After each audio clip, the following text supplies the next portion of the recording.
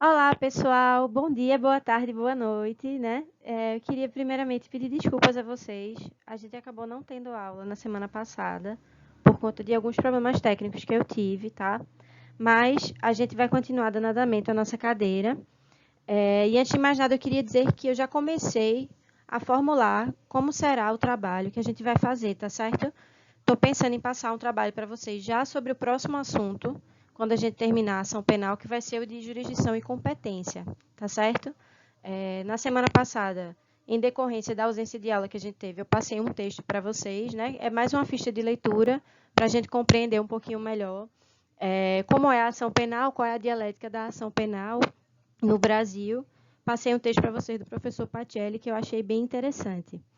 Bom, ademais disso, é dizer para vocês que eu vou tentar dar uma acelerada nos conteúdos, porque eu percebi que até agora vocês só viram dois conteúdos, e essa é uma disciplina que tem muito conteúdo, né? Processo penal, na verdade, eu acho que eu já falei isso até na nossa aula de apresentação. Na minha avaliação, as universidades do Brasil deveriam fazer pelo menos 3 disciplinas de processo penal e não só 2, porque acaba sendo muito conteúdo importante para a gente condensar em apenas 2 disciplinas, né? Mas, se Deus quiser, vai dar tudo certo e eu vou me esforçar aqui, me comprometo com vocês a dar o meu melhor, tá bom? Para que a gente não seja prejudicado com essa questão da pandemia, nem com o andamento enfim, um andamento mais vagaroso das aulas, né? Por causa justamente dessa situação de pandemia. Então, vamos lá, pessoal. A gente estava vendo na nossa aula anterior as condições da ação. A gente começou a ver quais eram os princípios da ação penal, o que era ação penal, qual é a diferença da ação penal em relação ao processo penal em si. Né? Entendemos que a noção de ação penal é uma noção muito mais ampla do que a noção de processo propriamente dita. E aí, na aula passada, a gente começou a ver as condições da ação penal. Eu fiz um comparativo, e vocês perceberam isso, com a nossa teoria geral do processo, né?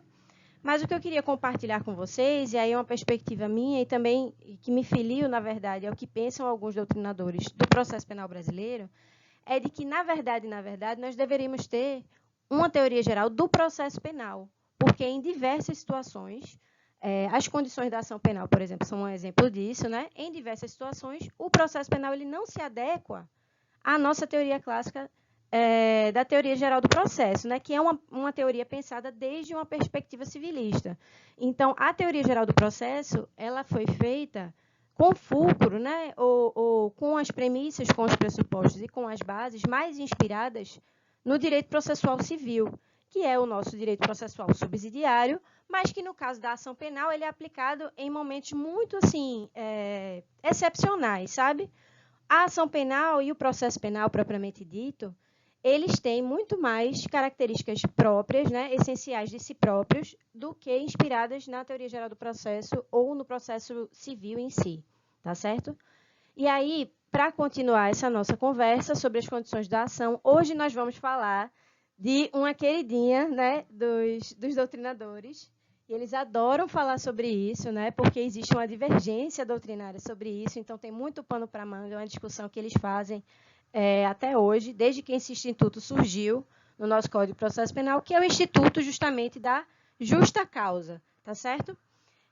Bom, vamos começar. A gente viu as condições da ação clássicas, né? Na nossa aula anterior, fizemos um comparativo com o processo civil, vimos que existem diferenças, né, com relação ao processo civil e com a teoria geral do processo, que é uma teoria clássica.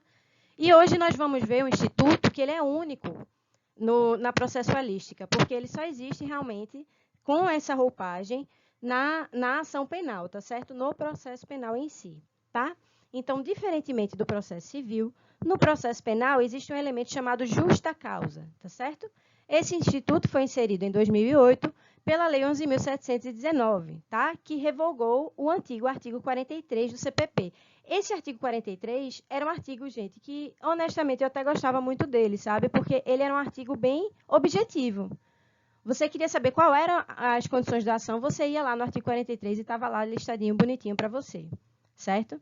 Bom, esse artigo ele foi revogado, né? A inteligência desse artigo foi revogada naqueles termos. E o que a gente tem hoje é o artigo 395, que trouxe as condições da ação de uma outra forma, né? E aí a gente vai ver que forma foi essa e como é que entra a justa causa nisso tudo. Então, ele reformulou o artigo 43, né, essa lei 11.719 reformulou o artigo 43 e instituiu uma nova leitura, né, uma nova inteligência para o artigo 395, tá certo? Desse mesmo diploma, que no caso é o Código de Processo Penal, colocando essa expressão justa causa lá no rol desse artigo 395. Então, eu coloquei aqui para a gente ver que artigo é esse, né? Vamos lá. Então, a denúncia ou queixa será rejeitada quando? Dois pontos. For manifestamente inepta. Vocês sabem quais são os casos de inépcia, né? Da inicial. Quando não houver o endereçamento correto, quando as partes não estiverem bem definidas, quando faltar algum tipo de informação que precisa ser colocada lá, como, por exemplo, a qualificação do réu, tá certo?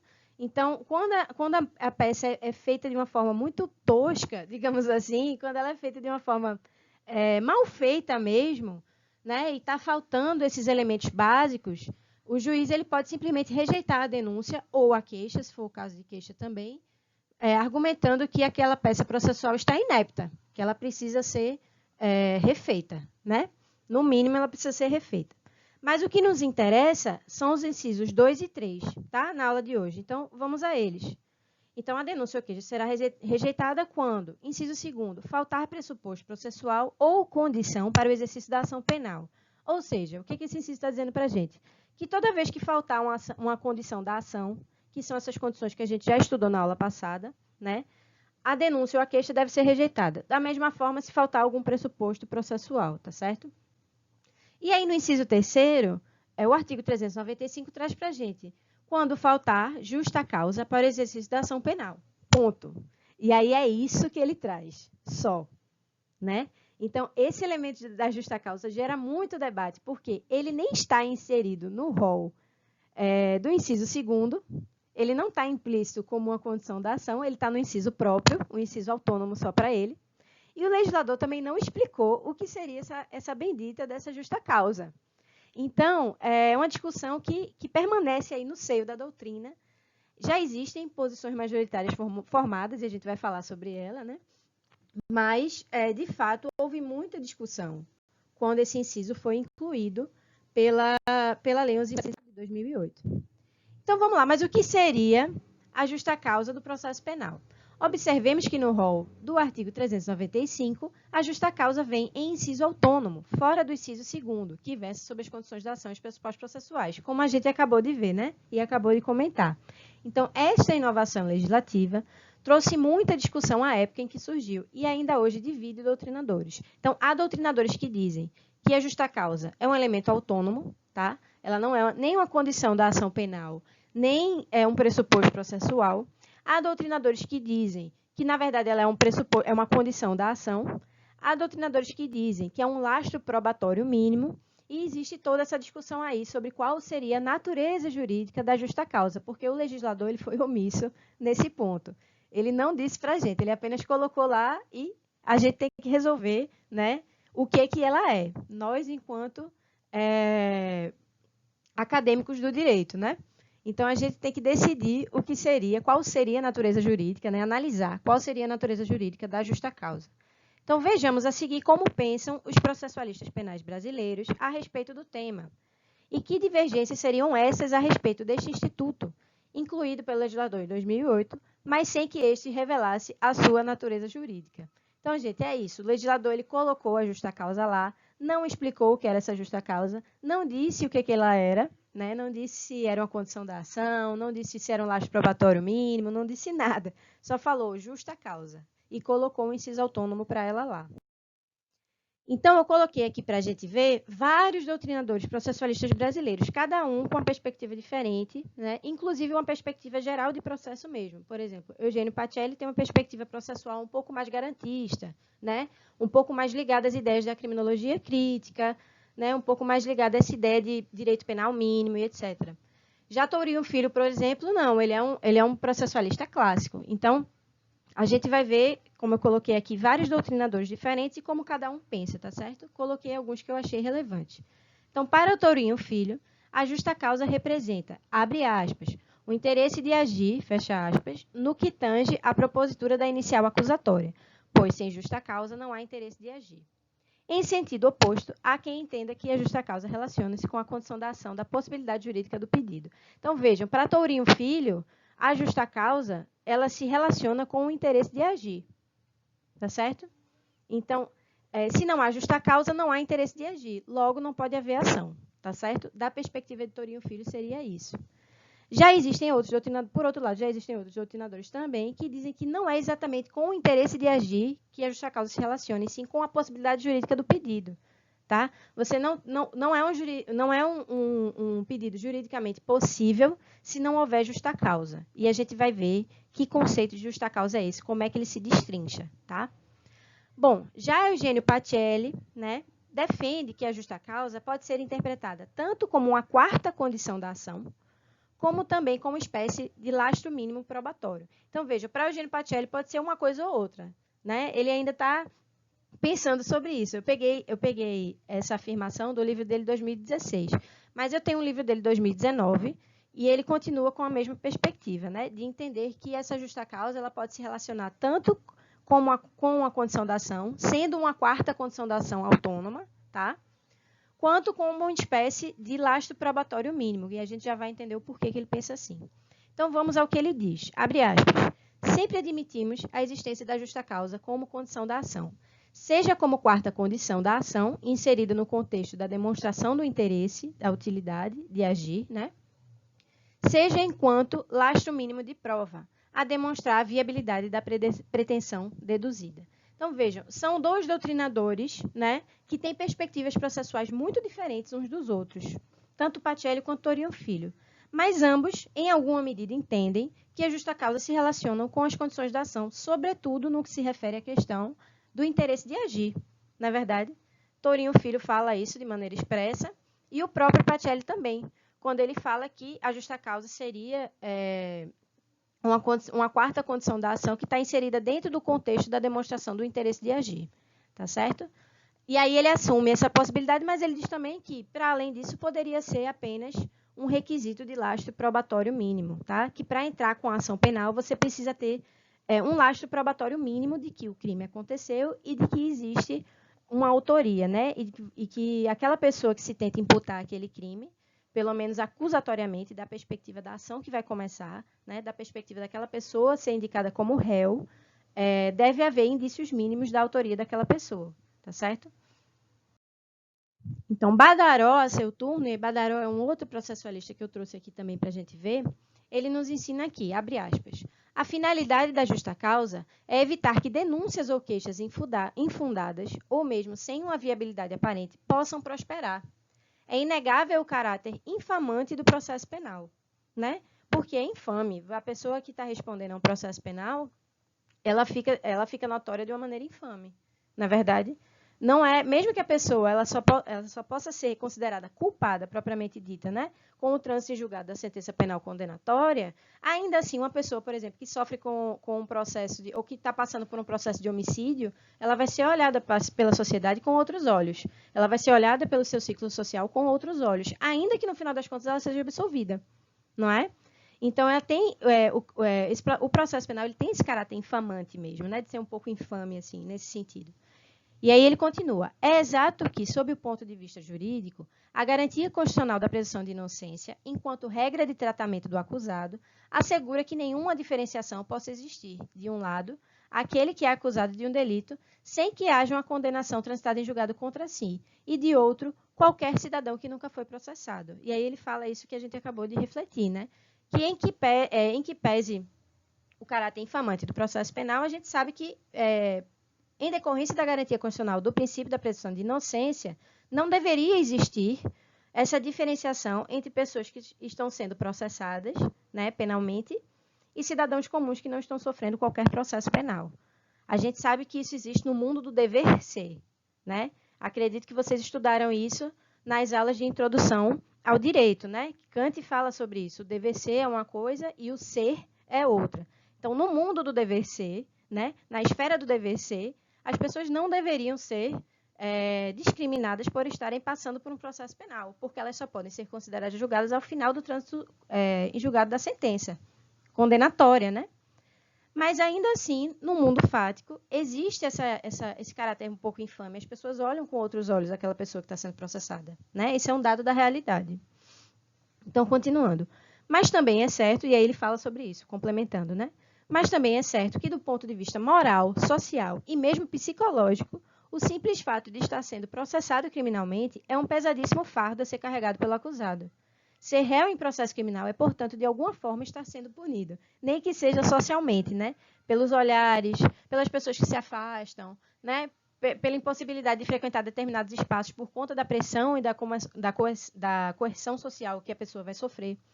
Então, é um fardo grande você ser processado criminalmente, né? Logo, da perspectiva de Badaró, a finalidade da justa causa é justamente evitar denúncias ou queixas levianas, porque se sabe que, a despeito da pessoa poder ser ou não absolvida no final do processo, o fato dela estar sendo processada já existe uma carga de condenação moral aí, né, da sociedade em relação àquela pessoa. Então, a finalidade da justa causa seria justamente evitar denúncias levianas ou queixas levianas, né, que levassem a um processo desnecessário e fizessem determinadas pessoas passarem por esse tipo de coação social de maneira desnecessária, tá? E aí, continuando. Denilson Feitosa, em sentido semelhante, entende que a justa causa seria um conjunto de elementos mínimos probatórios à propositura da ação penal, afirmando que já nos posicionamos, e isso continua válido, que, no que tange à propositura da ação penal, a justa causa se constitui em provas preliminares suficientes para a probabilidade de condenação efetiva ou, em formulação mais conhecida, elementos probatórios mínimos ou provas preliminares suficientes para sustentar a acusação, tá? E aí a gente tem mais um doutrinador que compreende que a justa causa seria essa necessidade de lastro comprobatório mínimo para uma ação penal acontecer, tá? Para o doutrinador Guilherme Nucci, né, muito conhecido, a justa causa está relacionada às condições da ação e corrobora com o entendimento de Maria Tereza Rocha de Assis Moura. Atente-se. Então, vamos ver o que ele fala. Abre aspas. Embora grande parte da doutrina venha confundindo a justa causa simplesmente com o interesse de agir, parece-nos correta a lição de Maria Tereza Rocha de Assis Moura, sustentando que a justa causa, em verdade, espelha uma síntese das condições da ação. Inexistindo uma delas, não há justa causa para a ação penal. Então, já para Guilherme Nucci, a justa causa é uma outra coisa. A justa causa é o conjunto das condições da ação. Se faltar uma, já não há justa causa, tá certo? Daí porque, da perspectiva dele, o elemento da justa causa teria vindo num inciso próprio para si mesma, né? Não teria vindo no bojo das condições da ação meramente, tá? Então, tá aí, pessoal. Fiz esse apanhado de alguns doutrinadores. Como vocês podem ver, existem posições divergentes, né? E essas duas são as mais majoritárias, digamos assim. Primeira delas é a de que a justa causa seria uma das condições da ação, e a segunda delas seria a de que a justa causa, na verdade, é um lastro probatório mínimo, tá? Necessário para que a ação penal possa acontecer. Então, em que pese a ausência de consenso doutrinário a respeito da natureza jurídica da justa causa no processo penal, existe um entendimento mais consolidado, né? E que ainda predomina entre esses estudiosos de que a justa causa seria uma condição da ação, ou pelo menos se relacionaria com essas condições de alguma forma, né? Como mostra Guilherme Nucci aí, por exemplo, ela seria uma síntese de todas as condições da ação penal, tá? Então, por isso que a gente está estudando justa causa junto com as condições da ação, tá certo? Da minha perspectiva, humildemente aqui, comentando com vocês, eu acredito que a gente deveria parar de pensar sob a ótica da teoria geral do processo, como eu falei para vocês, que foi pensada desde uma perspectiva civilista, e os doutrinadores processualistas penais deveriam começar a formular as bases de uma teoria geral do processo penal, porque a gente fica tentando empurrar na moldura da teoria geral do processo elementos da ação penal, elementos do processo penal, que não se encaixam propriamente, né, naquela teoria geral do processo clássica. E a justa causa é justamente um desses exemplos, sabe? Então, acho que, ao invés de ficar tentando fazer esse esforço de tentar moldar o processo penal à moldura da teoria geral do processo, a gente deveria pensar numa teoria geral do processo penal em si, sabe? Mas, enfim. Então, vamos continuar. A justa causa, pois, consiste na existência e apresentação na ação de dois elementos básicos. Então, agora, pessoal, a gente vai entender o que é a justa causa, tá? Por que tem doutrinador dizendo que é um laxo probatório mínimo? Por que tem doutrinador dizendo que é uma condição da ação? Porque, vejam, o que é a justa causa? A justa causa é a junção de dois elementos: indício suficiente de autoria e prova da materialidade delitiva. Tá? O que significa indícios suficientes de autoria? Significa que, para que eu inicie uma ação penal, eu preciso saber quem eu vou elencar como réu. Né? Então, a gente precisa ter um acusado. Se não há acusado, não tem como eu entrar com ação penal, na verdade, porque quem é que eu vou penalizar no final se eu não sei quem cometeu aquele crime? Ou, pelo menos, se eu não tenho a desconfiança sobre quem cometeu aquele crime, né? Então, vejam, por isso que se fala em indícios e não em prova, tá? Os indícios, eles são mais frágeis do que a prova. A prova, ela é mais sólida. Então, você não precisa de prova da autoria. Basta que existam indícios suficientes, tá certo? De que a autoria daquele delito foi cometida por determinada pessoa. Se não existirem indícios suficientes, então a gente não tem justa causa, tá certo? E o outro elemento seria a prova da materialidade delitiva. Porque, vejam, a gente não pode entrar com ação penal se não houve um delito, né? A gente não pode entrar com ação penal se no mundo material não ocorreu crime. Não houve um delito, não existe a materialidade delitiva. Tá? Vou dar um exemplo para vocês.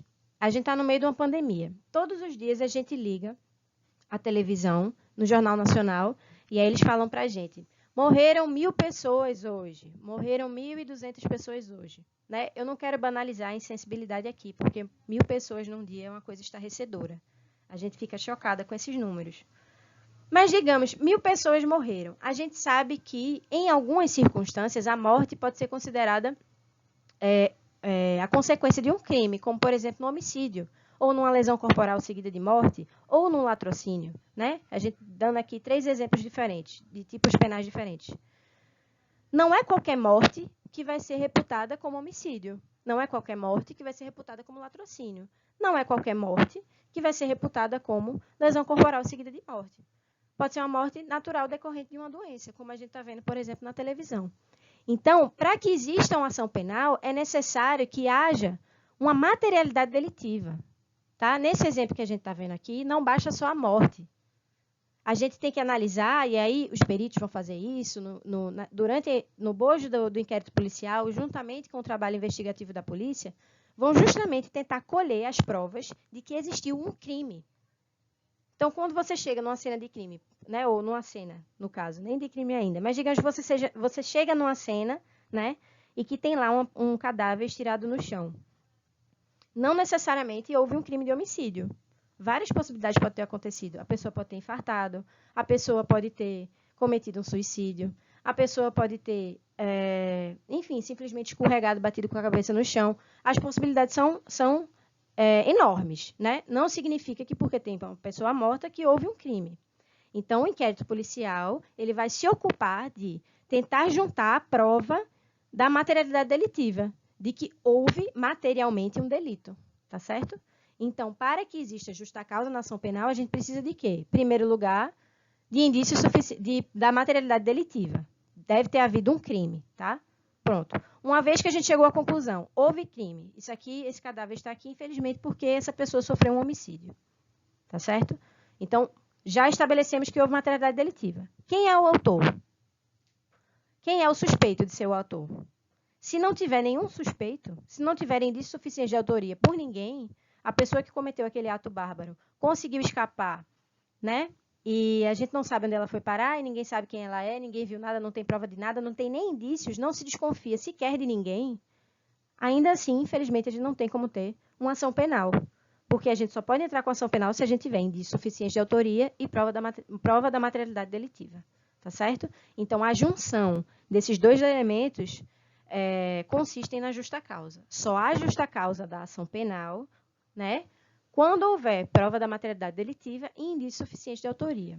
Tá? Esse conjunto desses dois elementos, a gente também chama de fumus comissi delicti. Vocês lembram que a gente falou sobre isso lá na nossa aula de condições da ação, na nossa última aula? O fumus comissi delicti, como eu falei para vocês, e vocês estão vendo agora, ele não tem nada a ver com aquele fumus boniuris do processo civil, tá certo? Isso aqui é uma outra coisa. O fumus commissi delicti é a fumaça de que se cometeu um delito, né?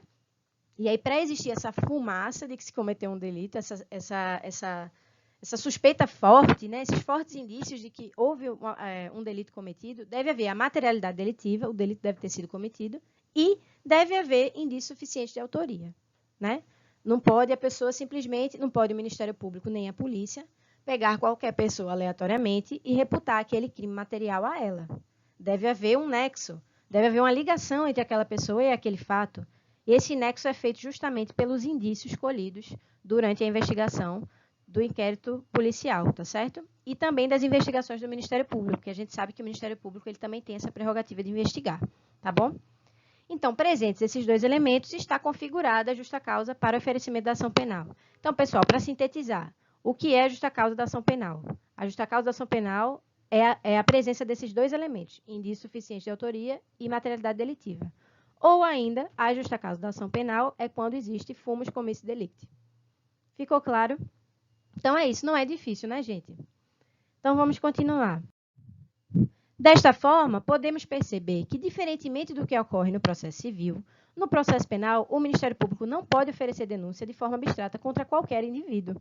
Tá? Não pode ser uma denúncia ampla, que não se sabe a autoria direito, tá? Ou uma denúncia abstrata. Isso não pode acontecer. Por quê? A gente sabe que o direito penal ele é restritivo. Né? Ele só pode ser aplicado, e aí isso decorre da noção que a gente tem do princípio de legalidade, ele só pode ser aplicado em determinados casos especificados pela lei. Não é? Então, não pode ser feita uma denúncia contra qualquer pessoa de maneira abstrata, não é verdade? Então, no processo penal, em razão da própria natureza do direito penal em si, exige-se a apresentação de elementos mínimos de informação que apontem tanto para a existência de um crime, quanto para alguém contra quem pesem indícios suficientes de uma possível autoria. Ficou claro? Então, em outras palavras, é dizer que o direito de ação penal não pode ser exercido sem base minimamente sólida que aponte para a existência de um crime e seu possível autor. Tá? É primordial, portanto, que se investigue e que se colham elementos mínimos para que depois, apenas depois, seja realizada a denúncia, tá certo? Ou a queixa, né? Dependendo do caso. E a gente, inclusive, vai começar a estudar na aula que vem quais são os casos de ação em que a gente tem denúncia e quais são os casos de ação que a gente tem queixa, tá certo? Na aula de amanhã. Então, continuando com a justa causa, né? Esse elemento polêmico, mas muito necessário da ação penal. Então, vamos lá. O inciso 3º do artigo 395 do CPP é expresso ao determinar que, abre aspas, a denúncia ou queixa será rejeitada quando faltar justa causa para o exercício da ação penal. Então, assim, o inciso ele é muito claro. Infelizmente, o legislador ele só não conceituou justa causa e nem classificou. Mas isso aí, essa tarefa ficou para os doutrinadores, na verdade. Então, por conseguinte, esse comando expresso do Código, quando não existirem esses elementos básicos que compõem o fumus commissi delicti, para formular a denúncia ou a queixa, o Ministério Público deve pugnar pelo arquivamento do inquérito policial. Tá? Então, é isso, gente. No caso específico de ações penais públicas, que é quando a gente tem denúncia. E quando o titular da ação é o Ministério Público. Tá? Vamos deixar a ação privada, por enquanto, de lado. Então, nesses casos específicos, quando não existir justa causa, já no inquérito policial, o Ministério Público pode pugnar pelo arquivamento, tá certo? Se não existirem o fumus commissi delicti, não tem como esse inquérito policial virar uma denúncia, tá certo? Então, o Ministério Público ele pode simplesmente exigir que esse inquérito seja arquivado, tá? Caso o parquet ofereça a denúncia, mesmo sem indícios suficientes de autoria, e ou materialidade delitiva, ao receber a inicial acusatória, o magistrado deve necessariamente rejeitá-la em decorrência da ausência de justa causa. Então, vamos lá. Digamos que, né, o Ministério Público ele recebeu o relatório do delegado, tudo certinho, recebeu lá o inquérito policial, analisou o inquérito. E aí ele constatou que não tinha nenhuma prova naquele inquérito de que aquela pessoa que morreu, por exemplo, no exemplo que a gente estava dando antes, né, realmente foi vítima de um homicídio, por exemplo, ou de um latrocínio, ou de qualquer crime que resulte em morte. Então, como não existia a prova da materialidade delitiva, como se não se havia nenhuma certeza de que houve um crime, o Ministério Público pugnou pelo arquivamento do inquérito policial. tá certo? Uma outra situação, digamos que havia prova, havia lastro probatório, tinha laudo pericial, tinha laudo da balística, né? Encontraram projéteis no peito da vítima, fizeram exames, tudo certinho. Então, os peritos chegaram à conclusão de que realmente a pessoa morreu por um disparo de arma de fogo feito por outra pessoa, tá? A gente tem aí, em tese, um caso de homicídio. Tudo bem, a materialidade delitiva está comprovada. Mas e os indícios suficientes de autoria? Então, o delegado ele investigou, os policiais investigaram, todo mundo deu o seu melhor, mas ainda assim não conseguiram nenhum suspeito. Nada, ninguém que fosse ligado àquela cena de crime. Absolutamente ninguém. O Ministério Público tem como entrar com essa ação penal, tem como pegar esse inquérito policial e transformar numa denúncia, oferecer essa denúncia em juízo? Não tem, porque falta um pressuposto principal, que é um pressuposto essencial, que é o da justa causa, né? Não existe o fumus commissi delicti, existe apenas a materialidade delitiva, mas não há nenhum indício suficiente de autoria. Logo, né, não há como transformar esse inquérito policial em uma denúncia, tá certo? Só que aí, digamos que o promotor ele insistiu, tá? Ele pegou uma pessoa aleatória e colocou lá como réu, tá certo? E insistiu, vou oferecer essa denúncia sim, porque uma pessoa foi morta e é um absurdo que isso não seja processado. Pronto. Aí ele vai e oferece a denúncia. A gente vai ver num quadrinho, no esqueminha explicado aqui no final dos slides, como é que ocorre esse momento do oferecimento da denúncia, tá? Mas aí, só adiantando um pouco. Digamos que, pronto, ele insistiu e falou, não, olha, tudo bem, não tem indício suficiente de autoria, mas tem materialidade delitiva, tá? Eu estou cansado dessa história de impunidade aqui, e eu vou pegar uma pessoa aleatória e vou colocar como réu. É isso. E aí, pronto, aí o Ministério Público vai lá, coloca a pessoa como réu, faz a sua denúncia e oferece em juízo. E aí, essa denúncia vai ser distribuída, né? Quando chega na vara do juiz criminal, qualquer que seja, o juiz, ele tem duas opções, né? Ele pode receber a denúncia ou ele pode rejeitar a denúncia. Quando ele recebe a denúncia, a ação penal começa ali, tá? A ação penal propriamente dita, o processo penal propriamente dito se inicia do recebimento da denúncia, não do oferecimento, tá bom? Então, o juiz pegou, recebeu a denúncia, e aí, na verdade, o Ministério Público foi oferecer a denúncia e o juiz decidiu receber essa denúncia. Então, o processo vai andar. Mas, nesse caso específico, digamos que o juiz olhou para aquela denúncia que foi oferecida pelo Ministério Público e percebeu que não haviam indícios de autoria, não haviam indícios suficientes de autoria. O réu que foi estipulado pelo Ministério Público, ele simplesmente não tem nada ali naqueles autos até então, nada naquela denúncia que ligue aquele réu, não é? Aquele delito. Tudo bem, tem até laudo pericial dizendo que houve crime, tá? Teve até laudo pericial dizendo que houve um disparo de arma de fogo por outra pessoa, que estava não sei quantos metros de distância, a perfuração da bala, do projétil que entrou na pessoa, tinha um formato tal, o que sugeria que a pessoa que disparou estava numa posição X ou Y. Então, está lá o laudo todo bonitinho. Mas não existe indício suficiente de autoria contra aquele réu.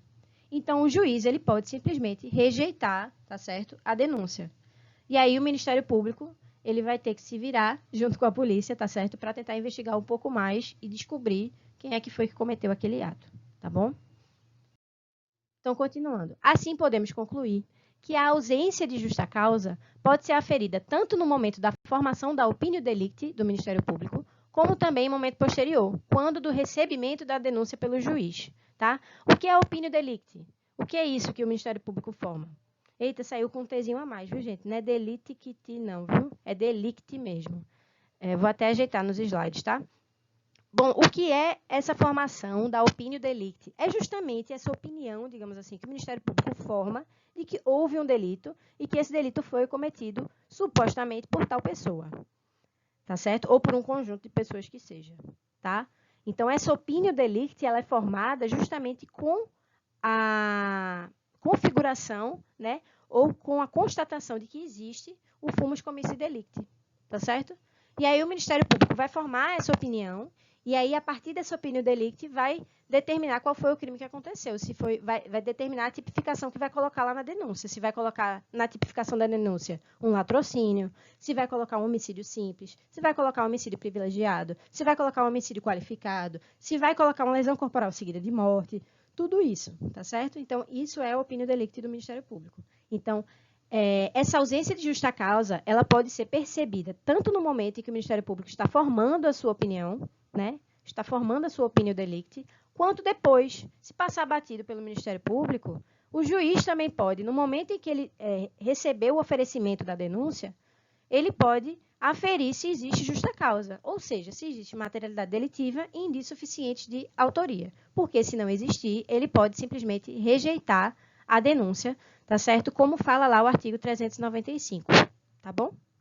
Então, em outras palavras, a justa causa para a doutrina predominante é uma condição da ação, seria, né, uma condição da ação, que pode ser apreciada tanto antes como depois do oferecimento da denúncia. Então, ela pode ser apreciada, a justa causa, né? Pode ser apreciada antes do oferecimento da denúncia pelo próprio Ministério Público ou depois do oferecimento da denúncia pelo juiz, tá bom? E no caso de inexistindo quaisquer dos elementos da justa causa, o Ministério Público, mesmo assim, oferecer a denúncia e o juiz igualmente recebê-la e não rejeitá-la. O que acontece? Então, digamos, lá no exemplo que eu acabei de dar, tá? O Ministério Público foi lá, viu que não tinha indício suficiente de autoria. Ah, eu vou denunciar mesmo assim. Pronto, formulei minha denúncia, ofereci para o juízo. Aí vai ser distribuída para a vara criminal. Aí o juiz, digamos, da primeira vara criminal recebe a denúncia. Recebe aquele oferecimento de denúncia. Ele olha para a denúncia e fala, não, está tudo ok. Tem justa causa, tem condição da ação, tem pressuposto processual, a denúncia não está inepta, vou aceitar. E aí ele recebe a denúncia, ou seja, no ato de recebimento da denúncia oficial, né, o recebimento da denúncia é um ato oficial. Então, no ato de recebimento da denúncia, o juiz abre formalmente um processo penal, né, uma ação penal. E aí, como é que fica aquele réu que foi acusado em tese, né, ou a prima facie, injustamente? Como é que fica? Cabe a quem fazer o quê? Cabe, pessoal, ao advogado, né? Ou à advogada da parte do acusado, tá certo? Então, no caso, o que se quer dizer com isso, né? Se o Ministério Público, na ausência de justa causa, insistir no oferecimento de denúncia, e mesmo assim, com a ausência de justa causa, o juiz passar batido e receber, o advogado, ele pode, tão logo ele perceba que isso esteja acontecendo, tomar atitudes, tá certo? Para que a ação penal seja trancada, tá? E aí vocês vão fazer o AB logo, já é bom que vocês vão se habituando, né, com essas peças processuais aqui que a gente fala, tá certo? Então, vejam, nesses casos em que inexiste o suporte fático probatório mínimo, que demonstre essa justa causa, ou seja, que minimamente comprove a materialidade delitiva e os indícios suficientes de autoria, cabe ao advogado do acusado agir, tá bom? Então, quando o Ministério Público ignora isso e quando o juiz também deixa passar, cabe ao advogado se manifestar, tá certo? Então, nessas situações, deve o advogado ou a advogada, seja através de resposta à acusação, seja por intermédio do remédio constitucional do habeas corpus, pleitear o trancamento da ação penal. E aí a gente vai ver, na linha que eu coloquei no slide a seguir, a gente vai ver que momentos são esses, o momento da resposta à acusação e o habeas corpus, o que seria, tá? Então, vejam, antes de mostrar para vocês a linha, eu queria falar um pouquinho sobre, principalmente, o habeas corpus. O habeas corpus, pessoal, é um remédio constitucional amplo, né? Mas que versa sobre um direito específico, que é o direito de locomoção. O direito de ir e vir, a liberdade de ir e vir. Pode ser a liberdade de ir ou a liberdade de permanecer, tá certo? Então, pessoal, um habeas corpus, por exemplo, ele pode ser impetrado em favor de um réu que está cumprindo prisão preventiva, tá? E que deseja continuar dentro do cárcere, ao invés de ter que ficar indo depor toda vez lá em juízo. Pode ser impetrado para isso. Eu vou dar um exemplo que aconteceu para vocês na vida real. Veja que situação curiosa. Não sei se vocês lembram do caso Daniela Pérez. Muitos de nós eram muito novos, né? Inclusive eu, na época em que isso aconteceu. Bom, Glória Pérez é aquela escritora, né, romancista da Globo, que faz novelas. Ela é escritora de novelas, fez várias novelas na Globo. E a filha dela se relacionava com um ator global. E o que aconteceu, assim, trocando em miúdos, encurtando a história, é que ele acabou assassinando, né, a cônjuge dele na época, que era filha de Glória Pérez, que se chama Daniela Pérez, se chamava, né, no caso, Daniela Pérez. E aí, como ele era um ator global, era um galã, era um cara que estava sempre nas novelas, estava sempre na televisão, o público gostava muito dele, isso chocou a sociedade de uma maneira muito grande. E toda vez que ele ia depor em juízo, era uma chuva de repórter, de mídia, de fotógrafo, de um assédio da mídia assim, enorme em cima daquela pessoa, né? Que, no caso, tinha cometido esse crime. Ou então, na época, já estava se investigando se ele havia cometido ou não. Então, toda vez que ele tinha que ir para uma audiência ou para alguma coisa, e no caso dele foi o tribunal do júri, então toda vez que ele ia para uma sessão do júri, era uma chuvalhada de imprensa, de fotógrafo, de não sei o quê. Aí vejam que situação curiosa. Os advogados dele entraram com um habeas corpus, pedindo o direito dele de permanecer no cárcere, para ele não ter que ser obrigado a ir para a sessão. Entenderam? Então, vejam que coisa curiosa. Geralmente, o habeas corpus ele é impetrado para tirar a pessoa da situação de prisão, né? Nesse caso, ele foi impetrado para que ele pudesse permanecer na situação de cárcere, pelo menos enquanto terminasse, né, essas sessões do júri. Então, vejam que coisa curiosa, no mínimo inusitada, né? Porque o habeas corpus ele serve para isso também. Ele serve para proteger a liberdade do indivíduo de locomoção. Pode ser a de ir ou a de permanecer, tá certo? Então, pessoal, o que acontece? Já falei para vocês aqui do habeas corpus, né? A gente acabou de relembrar, porque vocês devem ter aprendido sobre habeas corpus melhor nas aulas de constitucional, né? E aí a gente acabou de relembrar que o habeas corpus é esse instrumento amplo, mas que defende um direito específico, que é o direito de locomoção, o direito de ir e de permanecer, tá certo? E aí, gente, ele pode ser impetrado tanto em caráter de prevenção, não é verdade, para prevenir uma possível constrição de liberdade, quanto em caráter de repressão, para reprimir um abuso de uma autoridade, tá, que interfira nesse direito de locomoção daquele paciente, tá certo? Ou seja, então digamos que durante o inquérito policial, tá, começa lá a investigação e aí o delegado, a autoridade policial, ele acaba colocando lá no inquérito uma determinada pessoa que não tem nada a ver com aquela situação, tá? Não tem nada a ver com aquele crime, não tem absolutamente nada a ver com aquilo que aconteceu. E aí ele começa a colocar essa pessoa como se fosse o suspeito principal, tá? E aí ele começa a construir o inquérito, mesmo com os indícios inexistentes praticamente, os indícios inexistentes de autoria, ele começa a construir o inquérito policial como se aquela pessoa tivesse feito aquele crime, né? O que o advogado pode fazer? Ele pode pleitear o trancamento do inquérito via habeas corpus. Então, antes mesmo de uma ação penal existir, o advogado pode entrar com habeas corpus pedindo o trancamento ou pedindo o arquivamento, no caso do inquérito policial. Vejam que interessante, né? Nesse caso, e aí é uma situação excepcional, viu, gente? Nesse caso, a autoridade coatora que teria cometido o ato ilegal, né, seria o delegado de polícia. E aí o habeas corpus seria endereçado ao juiz de primeiro grau. Por quê? Porque quando a gente estuda habeas corpus, né, e aí acredito que vocês já devam ter estudado isso em direito constitucional, mas nas aulas de prática penal que vocês vão ter, quando vocês forem aprender a fazer as peças, né, tudo direitinho, forem aprender a questão do endereçamento, tudo, vocês vão aprender que, via de regra, o habeas corpus ele é impetrado para um tribunal. Porque a regra é que a autoridade coatora seja o juiz do primeiro grau, ou o juiz, ou o colegiado que está abaixo. Tá certo? Então, o habeas corpus ele tem que ser impetrado no juízo que está acima, na instância que está acima. Porque não faz sentido nenhum você impetrar um habeas corpus para que a mesma autoridade coatora que cometeu o suposto ato ilícito julgue. Porque o que ela vai fazer? Ela vai simplesmente denegar a ordem do habeas corpus. Não é verdade? Então, a gente sempre remete o habeas corpus para a instância superior, tá? Não para a última instância, mas para a instância imediatamente superior àquela da autoridade coatora. Nesse caso excepcional, em que o habeas corpus é impetrado ainda no inquérito policial, a autoridade coatora é o delegado. Então, quem é que vai julgar o delegado? O juiz de primeiro grau, tá? Esse é o único caso em que o juiz de primeiro grau ele julga habeas corpus, porque, em regra, os habeas corpus, quando eles são promovidos durante a ação penal, são promovidos contra o juiz. E aí o habeas corpus vai para o tribunal, tá? Então, essa fica aqui a curiosidade para a gente pensar.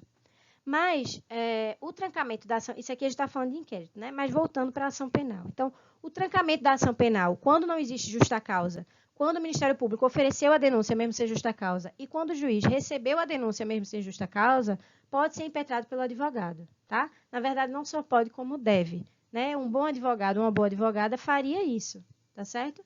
Então, a pessoa entraria com um habeas corpus, tá? Mas ele não precisa, por exemplo, gastar a cartada do habeas corpus de cara. Ele pode usar o habeas corpus no curso da ação penal depois que ele levantar, né, a hipótese de que não existe justa causa na resposta à acusação. Vamos ver aqui nesse quadro que eu coloquei para vocês, tá certo? Então, vamos lá. Pessoal, essa aqui é a ação penal lato sensu, ou seja, em sentido amplo, tá? A ação penal propriamente dita, ela começa com o recebimento da denúncia.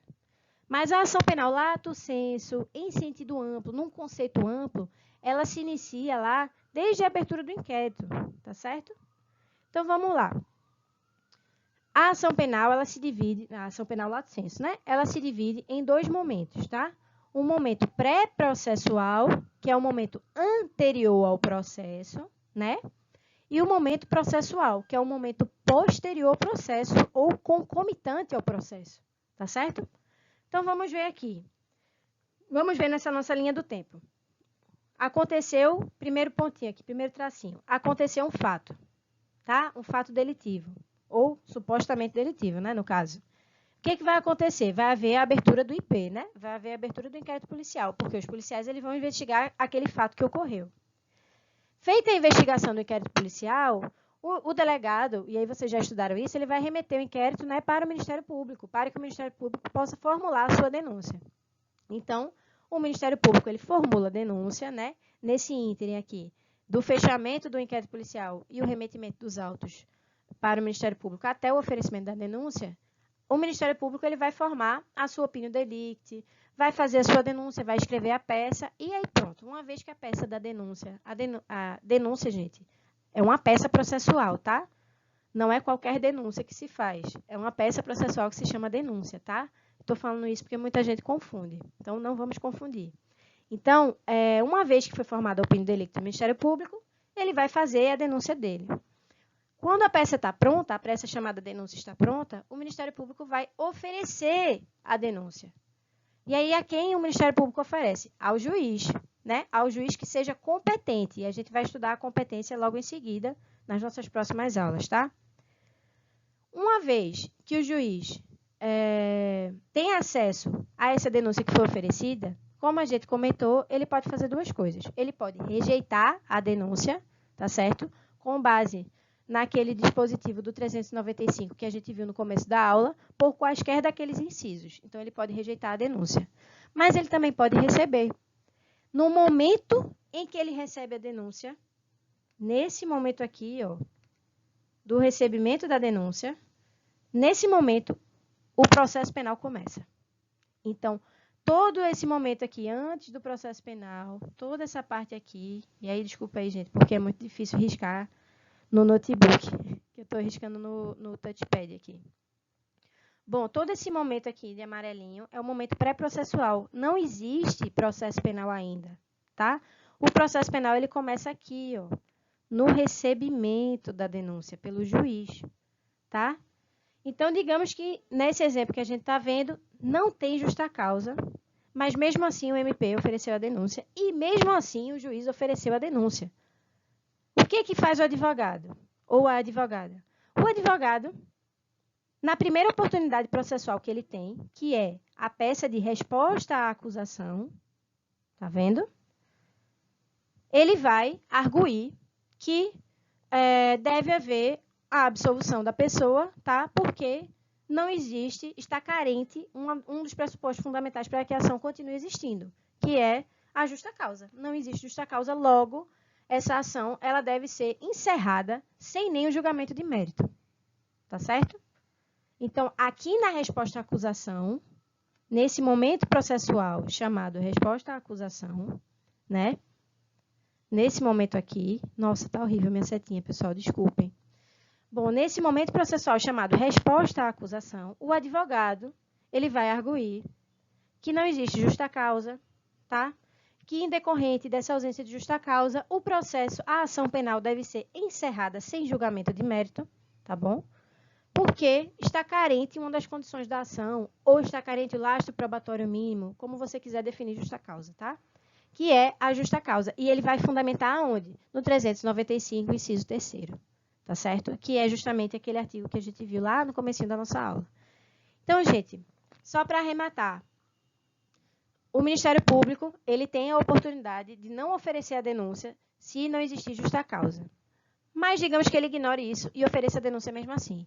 O juiz, ele também tem a chance de rejeitar essa denúncia por ausência de justa causa. Mas digamos que ele tenha ignorado isso também. Cabe a quem agir? Cabe ao advogado da defesa, né? Da defesa do acusado agir.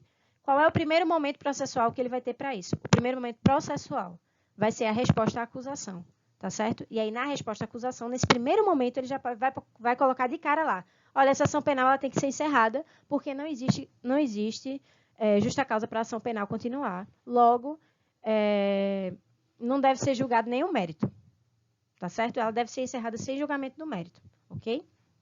Para além da resposta à acusação, qual é a outra possibilidade que o advogado tem? Habeas corpus, tá?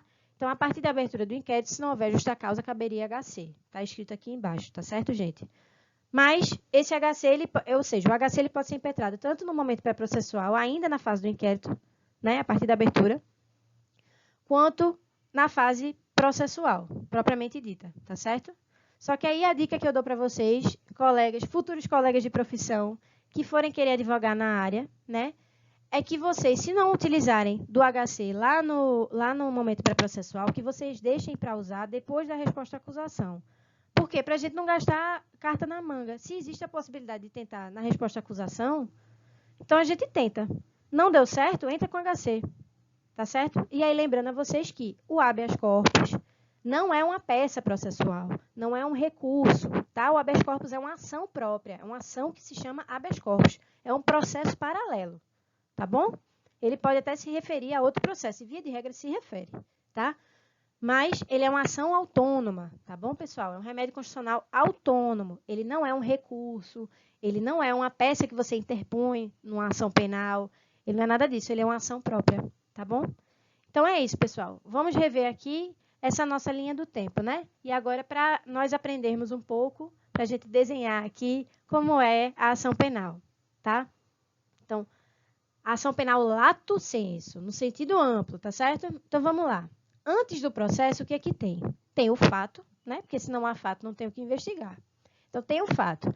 Houve o fato, a polícia foi chamada. A polícia vai lá e começa a investigar. O delegado vai e abre o inquérito. Aí o delegado vai, investiga, colhe as provas que tem que colher, requer as perícias que tem que requerer, faz todas as diligências que lhe couber. Uma vez que o inquérito está pronto, ele fez o relatório, ele vai fazer o quê? Ele vai pegar esses autos e vai remeter para quem? Para o Ministério Público, né? O Ministério Público vai receber esses autos, vai analisar se houver justa causa para a ação penal e se houverem todos os requisitos da ação, as condições da ação e os pressupostos processuais, o Ministério Público vai formular uma denúncia, que é essa peça processual que inaugura a ação penal estrito sensu, né? Inaugura o processo penal. Então, o que é a denúncia? A denúncia é como se fosse a petição inicial no processo civil, tá certo? Não é a petição inicial, por quê? Porque a denúncia ela não pode ser feita por qualquer pessoa, tá? A gente vai aprender nas classificações da ação que, e via de regra, o titular da ação penal, quem tem a legitimidade ativa da ação penal, via de regra, é o Ministério Público.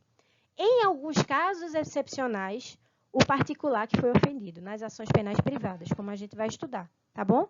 Mas, em regra, o titular da ação penal é o Ministério Público. É ele que tem legitimidade ativa para promover a ação penal, para provocar que a ação penal comece. Então, o Ministério Público ele vai fazer a denúncia, né, que é essa peça, essa espécie de petição inicial, entre aspas, mas que só cabe a ele fazer, tá bom? E aí, uma vez que a denúncia, essa peça processual, está pronta, ele vai remeter ao juízo, né? Ele vai entrar com essa denúncia em juízo. Aí vai ser distribuído para um juiz que vai receber. Quando esse juiz pegar essa denúncia, ele vai decidir se ele vai rejeitar a denúncia, com base lá no artigo 395 que a gente viu, ou se ele vai receber a denúncia. Quando o juiz decidir, receba a denúncia, pronto, começou a ação penal, tá certo? Começa ali. Aí, durante a ação penal, qual é a primeira oportunidade que o réu tem de se defender? A resposta à acusação, tá? Então, qual é a primeira peça da acusação? A denúncia. E qual é a primeira peça da defesa? A resposta à acusação, tá certo? Então, é isso, pessoal. A nossa primeira oportunidade de defesa no processo, nós, enquanto advogados ou advogadas, é sempre a resposta à acusação.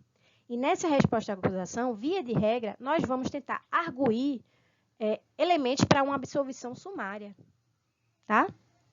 Uma dessas possibilidades, por exemplo, é dizer que a ação carece de justa causa, porque não existe indício suficiente de autoria, tampouco materialidade delitiva, tá bom? Se for o caso, né? Aí, se não der certo, o que a gente faz? Habeas corpus. E aí vai se abrir um processo autônomo de habeas corpus, tá certo? Que vai ser analisado pela instância superior. E quem a gente coloca nesse habeas corpus, professora? Para ser a autoridade coatora. Porque vocês sabem que todo habeas corpus tem que ter uma autoridade coatora, tá? Porque o habeas corpus ele se destina a proteger a liberdade de locomoção das pessoas que está sendo constrita ou ameaçada por uma autoridade oficial. Então, essa autoridade oficial poderia ter sido o delegado na época do inquérito, ou pode ser o juiz agora no momento processual, porque é o juiz que está se recusando a admitir que existe ausência de justa causa. Logo, o fato do juiz ter recebido a denúncia coloca em risco, abstratamente, a liberdade de locomoção daquela pessoa, que está sendo acusada numa ação penal que carece de um pressuposto essencial, que é a justa causa. Entenderam? Então, o que a gente vai fazer?